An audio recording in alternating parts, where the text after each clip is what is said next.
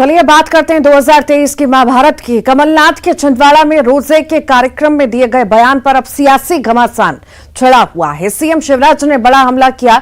CM ने कहा कि इससे कमलनाथ की कुटिलता जाहिर हो रही है। एक तरफ हनुमान भक्त होने का प्रचार करवाते हैं, दूसरी तरफ रोजा इफ्तार में जाकर दंगे फसाद की बात करते हैं। डर दिखाओ वोट पाओ की राजनीति कर रहे हैं।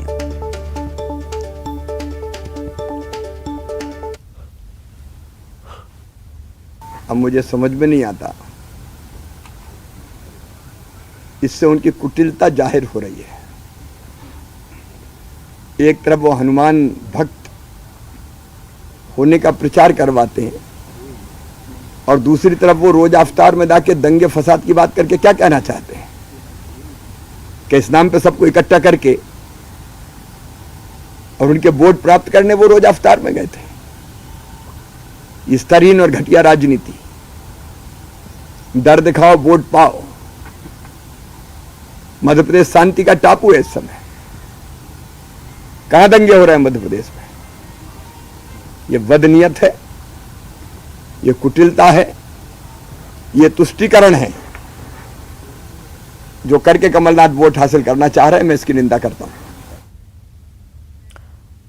इधर गृह मंत्री डॉक्टर नरोत्तम मिश्रा ने भी कमलनाथ पर हमला बोला। कहा कि रोजेदारों को के बीच बैठकर भय पैदा करना, अलगाव पैदा करना ये कांग्रेस की परंपरा बन गई है। दंगे फसाद की बात क्यों करनी थी? कमलनाथ कांग्रेस को एक नहीं रख पाए, देश को एक रहने दो। साथ ही बोले कि गुलाम नबी आजाद का बयान सुनना चाहिए जिन्होंने पीएम मोदी की तारीफ की थी। कमलनाथ सद्भावना बिगाड़ने का काम कर रहे हैं। इसके अलावा पीसीसी दफ्तर में सुंदरकांड और हनुमान चालीसा को लेकर भी कहा। कांग्रेस के नेताओं का दो मुंही चेहरा सामने आ गया है। एक तरफ अलगाववाद फैला रहे हैं, दूसरी तरफ हनुमान चालीसा का पाठ कर रहे हैं।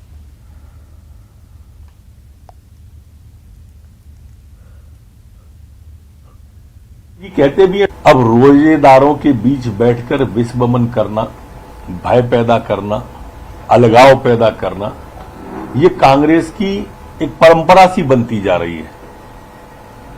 दंगे फसाद की बात क्यों करना थी पवित्र धार्मिक कार्यक्रम के अंदर? लेकिन विभाजन की राजनीति कांग्रेस का एक पिछले चुनाव के पहले भी आपने देखा होगा, ऐसे ही अल्पसंख्यक समाज के बीच में बैठकर वो इस तरह की बात पिछले चुनाव पे भी कर रहे थे। आखिर कब तक कमलनाथ जी इस तरह की सांप्रदायिकता का विषमन करेंगे? ये कोई कांग्रेस की मीटिंग थोड़ी थी। कमलनाथ जी, कांग्रेस तो एक नहीं रख पाए आप, देश तो एक रहने दो। आप कभी भी इस तरह का बयान दे देते हो। बयान सुनना है तो कल अब्दुल कादरी जी का सुनते, जिनने मोदी जी की तारीफ की। परसों गुलाम नबी आजाद जी का सुनते, और उनको अगर सुन लेते तो शायद इस तरह की बातें आपके श्रीमुख से नहीं निकलती। आप सद्भावना को बिगाड़ने की कोशिश करते हैं हमेशा से वोटों के लिए। इनके ये बनावटी हैं। हनुमान चालीसा करा रहे हैं, उधर रोजा इफ्तार में जा रहे हैं और वहां जाके जहर उगल रहे हैं। आज ट्वीट देखे मैंने एक नेता के, उनके एक हनुमान जयंती का था, बाकी सब सांप्रदायिकता की तरफ बढ़ा रहे थे। 5-7 ट्वीट उनने उस कर मारे। ये जो दो मुही नीति है कांग्रेस की, जनता अब समझने लगी है। और ज्यादा जानकारी के लिए शैलेंद्र हमारे साथ जुड़ गए हैं। शैलेंद्र, कमलनाथ ने बयान तो दे दिया पर घमासान अब मचा हुआ है। आखिर इस बयान को किस संदर्भ में देखा जाए? क्या मैसेज देता है ये बयान? हालातों की बात करूं या रामनवमी की जब मैं बात करता हूं तो जो सबसे अधिक हिंसा हुई वो हुई बिहार और बंगाल में, लेकिन सियासत जो है वो सबसे अधिक कहीं हो रही है तो मध्य प्रदेश में, क्योंकि मध्य प्रदेश में इस साल चुनाव हैं। इसलिए इस बयान को चुनाव के लहजे से देखा जाना चाहिए, क्योंकि समय उसी परिस्थितियों का है। क्योंकि जिस तरीके से रोज़ा इफ्तार के कार्यक्रम में कमलनाथ शामिल हुए और जो मुस्लिम समुदाय के लोगों के साथ जब वो बैठे थे तब उन्होंने कहा कि आप छिंदवाड़ा संभालिए, मैं देश को संभालूंगा, देश के हालात ठीक नहीं है, प्रदेश के हालात ठीक नहीं है, दंगे फसाद हो रहे हैं। हालांकि जो सवाल सीएम शिवराज सिंह चौहान उठा रहे हैं वो अपनी जगह वाजिब है कि अगर आप रोज़ा इफ्तार में जाना चाहते हैं तो जाइए, आप लोगों के साथ मिलिए, खुशियां बांटिए, लेकिन उनके उस कार्यक्रम में जाकर आपको दंगा फसाद की बात करने की क्या आवश्यकता आन पड़ी, क्योंकि मध्य प्रदेश में तो इस बार कोई दंगा फसाद नहीं हुआ है। उन्होंने साफ तौर पर कहा कि मध्य प्रदेश शांति का टापू है। कमलनाथ जी बताएं कि आखिर किस आधार पर उन्होंने कहा कि देश में या प्रदेश में दंगे हो रहे हैं। तो उन्होंने कहा कि कहीं कोई दंगा हो नहीं रहा, जबरदस्ती माहौल खराब करने की कोशिश कमलनाथ कर रहे हैं। उन्होंने साफ तौर पर कहा कि डर दिखाकर वोट हथियाने की कोशिश जो है वो कांग्रेस पार्टी कर रही है और ये वो होने नहीं देंगे, और ये कहीं ना कहीं उनका बयान जो है निंदनीय है। हालांकि जिस तरीके से जो बयान सामने आया है उसके बाद कई कांग्रेस नेताओं के ट्वीट सामने आए हैं और उन्होंने उस ठीक बहुत बहुत शुक्रिया शैलेंद्र। एमपी में विधानसभा चुनाव की सरगर्मी शुरू हो चुकी है और इन चुनावों को लेकर जनता का मिजाज क्या है, इसलिए सिवनी विधानसभा क्षेत्र में आम जनता के बीच न्यूज 18 पहुंची और आम जनता से उनकी राय जानने की कोशिश की गई। तो आइए चलते हैं जनता के बीच और जानते हैं क्या है उनकी राय। प्रदेश में नेताओं के बयान और उसके बाद जो एक चुनावी सरगर्मी शुरू हुई है, सभी जानते हैं कि 2023 में विधानसभा चुनाव होने हैं। इसी सभी माहौल के बीच में सभी विधानसभाओं में क्या हाल है, इसको लेकर भी सभी लोग जानना चाह रहे हैं। आज हम सिवनी विधानसभा में मौजूद हैं, यहाँ पर कुछ हमारे साथ शहरवासी मौजूद हैं, उनसे हम जानने की कोशिश करेंगे सिवनी विधानसभा में वर्तमान में आगामी चुनाव को लेकर क्या हाल है, उनकी क्या राय है, उन विषयों पर हम बात करेंगे। यहाँ पर शहर की जनता हमारे साथ मौजूद है, कुछ लोग जो यहाँ पर काफी लंबे समय से रह रहे हैं वो जानते हैं कि राजनीतिक माहौल क्या है और यहाँ पर नेताओं के क्या किस तरीके से चुनाव जीते हैं, सभी लोग मौजूद हैं, उनसे बात करने की कोशिश करें। सबसे पहले हमारे साथ मौजूद हैं युवराज जी, आपसे जानना चाहेंगे पिछले विधानसभा चुनाव में जो विधायक रहे भाजपा भारतीय जनता पार्टी के विधायक थे, कैसा कार्यकाल रहा, आपका क्या मानना है? ये मुझे लगता है, अगर तो मैं सिर्फ एक सिवनी के नागरिक के नाते बताऊं या इस समाज के नाते, तो जहां तक वो जिन मुद्दों के चलते उन्होंने भारतीय जनता पार्टी ज्वाइन करी थी और सरकार के आज चूंकि भारतीय जनता पार्टी की सरकार है और उसी पार्टी के अभी वो विधायक हैं, तो मुझे लगता है कि उनका एक मुख्य मुद्दा था मेडिकल, एक बड़ा मुद्दा था, उसको लेकर उन्होंने और कहीं ना कहीं जनता ने उन्हें आशीर्वाद भी दिया था और अभी मेडिकल का काम पूर्ण होते दिख रहा है। लेकिन उसके अतिरिक्त और भी बहुत सारे ऐसे शहर के और हमारे सिवनी विधानसभा के जिले के विकास कार्य हैं जिनमें मुझे लगता है कि लगातार काम चल रहे हैं।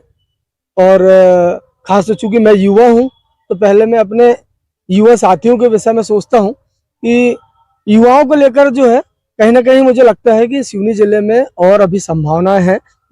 हमारे सिवनी जिले में कोई इंजीनियरिंग कॉलेज होता, निश्चित ही मेडिकल कॉलेज यहाँ खुल रहा है, तो उसमें जो मेडिकल से रिलेटेड जो युवा है उनको उसका लाभ मिलेगा।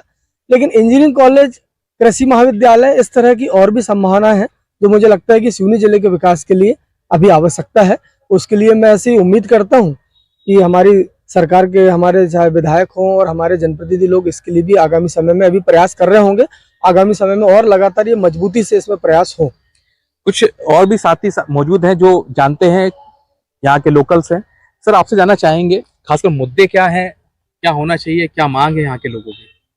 सर, मुझे लगता है कि चाहे सिवनी हो या देश का कोई भी जगह हो, सबसे पहली जो डिमांड होती है वो होती है कि आप जो महंगाई बढ़ रही है उससे आप कैसे उसको मीट आउट करेंगे। उसके लिए होता है कि आपकी आमदनी कैसे बढ़ाई जाए। तो सिवनी टोटली एक एग्रीकल्चर बेस्ड एक जिला है और यहाँ पे पढ़ने लिखने के बाद बच्चे घूम रहे हैं, किराए की दुकान लेकर के चला रहे हैं। एक किराने की दुकान थी तो 10 हो गई, एक मेडिकल स्टोर था तो 10। इसके अलावा उनके पास कुछ भी नहीं है। तो सबसे पहली प्राथमिकता है कि यहाँ पे बड़ी बड़ी इंडस्ट्रीज आएँ, बड़े बड़े यहाँ पर उद्योग धंधे खोले जाएँ। और उद्योग धंधे खोले जाने के लिए जो इंफ्रास्ट्रक्चर चाहिए कंपनीज को, जैसे 4 लाइन है वो भी हमें रो के मिली, रेलवे अभी तक यहाँ पे चालू नहीं हुआ है। और यहाँ पे जो जनप्रतिनिधियों ने प्रयास करना चाहिए कि बड़ी बड़ी जो इंडस्ट्रियलिस्ट हैं उनसे रिक्वेस्ट करें कि हमारा जो है क्षेत्र उद्योग विहीन है, यहाँ पर आके आप उद्योग लगाइए। और जैसा कि यहाँ पे कृषि उत्पाद बहुत होते हैं, यहाँ का सीताफल और भी बहुत सारी चीज़ें फेमस हैं, तो उनकी प्रोसेसिंग के प्लांट यहाँ पे लगाए जा सकते हैं। और इस तरह से युवाओं को रोजगार देना यहाँ की बहुत प्रमुखता से जवाबदारी है और इसके लिए जनप्रतिनिधियों को प्रयास करना चाहिए। जी बिल्कुल, कहीं ना कहीं सरकार को इस ओर ध्यान देना चाहिए। इस ओर से सरकार कहीं ना कहीं ध्यान दे रही है, क्या लगता है आपको? मुझे लगता है जैसे अभी भाई साहब ने बताया कि हमारा मतलब कृषि प्रधान तो देश ही है, हमारे जिला भी है, कहीं ना कहीं हमारे जिले में भी कृषि आधारित यहाँ का समाज है।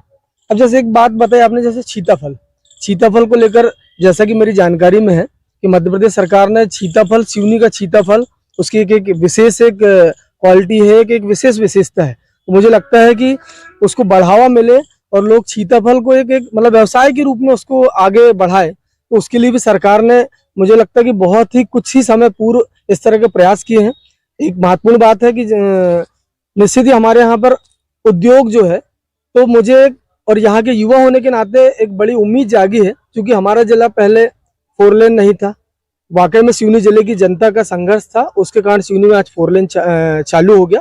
और आगामी समय में जैसे हमारे यहाँ ब्रॉडगेज नहीं था, और ऐसी उम्मीद है कि बहुत जल्द हमारे यहाँ ब्रॉडगेज से सिवनी जुड़ जाएगा, तो निश्चित ही कहीं ना कहीं ब्रॉडगेज, 4 लेन और जब हमारे आवागमन के साधन जो कहीं ना कहीं मुझे लगता है कि उस जिले की सब सारे विकास को कहीं ना कहीं प्रभावित करते हैं, तो ऐसा विश्वास है कि यदि जल्द से जल्द हमारा ब्रॉडगेज जो हमारा जो बड़ी 4 लाइन चालू होने वाली, बड़ी रेल लाइन चालू होने वाली है, तो मुझे लगता है कि इसका निश्चित ही हमारे जिले के चाहे उद्योग का मामला हो, चाहे अन्य और जो सारे जो हमारे सिवनी जिले के विकास के जो कहीं ना कहीं कार्य जो रुके हुए हैं, उसमें उससे गति मिलेगी।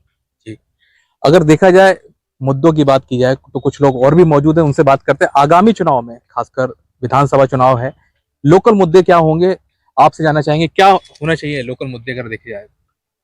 विशेषकर सिवनी को लेके यहाँ पर हम देखें तो हमारे यहाँ बहुत सी ऐसी प्रतिभाएं हैं जो हर फील्ड में आगे जाती हैं। तो यहाँ कला के नाम पे भी मतलब इस प्रकार का कोई मंच नहीं है। जद्दोजहद करने के बाद बड़े मंच तक पहुँच भी जाते हमारे यहाँ कलाकार, उनको यहाँ से प्रॉपर मतलब ट्रेनिंग भी नहीं मिलती, फिर भी वो प्रयासरत रहते। तो इस प्रकार का कोई मंच बनाया जाए। दूसरा, हमारे शहर में एक प्रॉपर कोई गार्डन भी नहीं है। पिछले कई वर्षों से हम देख रहे हैं कि इस ओर भी हमारे जनप्रतिनिधियों को, चाहे वो कोई भी रहे, उनको इस ओर भी ध्यान देना चाहिए कि एक अच्छा एक माहौल क्रिएट किया जाए। दूसरा, हमारे यहाँ पे मतलब एक सीमित दायरा हो गया है कि शहर के विकास के लिए और भी जो मतलब होना चाहिए, वो मानदंडों पे हम मतलब प्रॉपर वे में इतने सालों में यहाँ पर मतलब जनप्रतिनिधि उतना खरा नहीं उतर सके हैं। मेरा उनसे यही आग्रह है कि वो इस ओर भी विशेष ध्यान दें कि हमारे शहर में इस प्रकार का कोई हो। जैसे हमारे यहाँ कुछ दिन पूर्व में एक तारामंडल के लिए इक्विपमेंट आके पड़े हुए, ट्रेनिंग भी हो गई, लेकिन वो आज 14 साल हो गए होंगे, तो किसी को इतने वो नहीं है कि एक हम उसको जमीन नहीं दिला पा रहे। FM टावर का कब से लंबित है। तो बहुत सारी ऐसी समस्याएं हैं कि जो हमारे यहाँ की कल्चरल एक्टिविटीज के लिए लोग जी। एक छोटा सा सर, सिवनी के आसपास जितने अगर आप देखिए टोपोग्राफिकली देखेंगे तो Seoni is well located than other cities. Seoni संभाग की योग्य है। छिंदवाड़ा बहुत पिछड़ा हुआ था, बालाघाट बहुत पिछड़ा हुआ था। सिवनी आप देखिए नॉर्थ और साउथ कॉरिडोर का एक प्रमुख शहर है, तो इसका विकास उनसे ज्यादा होना चाहिए था। यहाँ पे सर अभी तक FM टावर जो है वो नहीं लगा। सामान सारा कुछ आ चुका है। दूरदर्शन के जो अधिकारी, उनसे मेरी बात हुई कि सर बोले बस हरी झंडी की रेलवे लाइन पड़ने के बाद यहाँ चालू नहीं। जैसा कि विपनेश भाई ने बोला कि एक ऑडिटोरियम होना चाहिए सर कलाकारों के लिए। दूसरा सर, शहर की अगर मुख्य सड़कों को आप छोड़ दो, अंदर की गलियों की बहुत हालत खराब है, बहुत अच्छा काम नहीं हो रहा है। सफाई व्यवस्था सर यहाँ की, हालांकि सरकार बहुत कुछ कर रही है सर सफाई के लिए, लोग भी यहाँ पे थोड़ा सा अवेयरनेस होना चाहिए कि आप भी गवर्नमेंट का साथ दें। ये छोटी छोटी सी व्यवस्थाएं। सिवनी जिले में सर पर्यटन के बहुत सुंदर सुंदर स्थान हैं। अगर आप साउथ में जाके देखिए, महाराष्ट्र में देखिए, तो वहाँ कुछ भी नहीं रहता, वो जरा सी जगह को इतना ब्यूटीफाइड करते हैं। अगर यहाँ पे इन स्थानों को अच्छा किया जाए तो विदेशी मुद्रा भी यहाँ पर बहुत आ सकती है। यही सब छोटी छोटी सी हमारी डिमांड्स हैं, जिनको लेकर के हम चाहेंगे कि आने वाले समय में कोई भी बने। जैसा कि हमारे भाई साहब ने बोला, सरकार चलाना सभी का दायित्व होता है। तो जो कुछ युवा और भी उनसे जानने की कोशिश करेंगे। देखिए, आप जैसे आप लोग यहाँ के शहर के युवा हो, क्या है युवाओं की क्या मांग है, क्या चाहता है युवा यहाँ का? युवाओं को लेकर जहाँ तक बात की जाए तो जैसे मेडिकल, मतलब बहुत सारे मतलब सिवनी जिले के चारों विधानसभा के युवा मतलब महाविद्यालय हो, जैसे इंजीनियर कॉलेज के लिए मतलब बाहर जाना पड़ता है, बाकी के एजुकेशन के लिए इंदौर, भोपाल, कोटा, दिल्ली जैसे बड़े बड़े शहरों पे जाना पड़ता है। तो मतलब युवाओं का यहाँ पर यही है कि उच्च मतलब अच्छी शिक्षा के लिए जैसे इंजीनियर कॉलेज हो और भी सारी चीज़ें ऐसी मतलब यहाँ पर आए, तो ताकि यहाँ के युवाओं को बाहर ना जाना पड़े।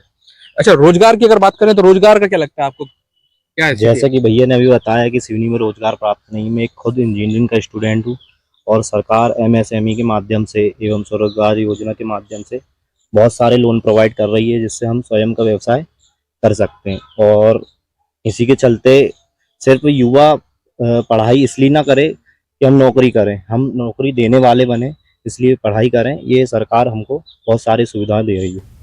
जी बिल्कुल, आपने देखा कि तमाम मुद्दों पर यहाँ की राय आपने सिवनी विधानसभा क्षेत्र के जो भी यहाँ के युवा हैं, आम नागरिक हैं, उनकी राय देखी।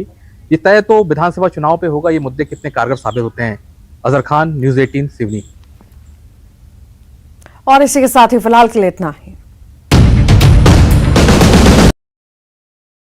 आज खंडवा दौरे पर रहेंगे सीएम शिवराज। लाडली बहना योजना के महासम्मेलन को करेंगे संबोधित। रोड शो में भी होंगे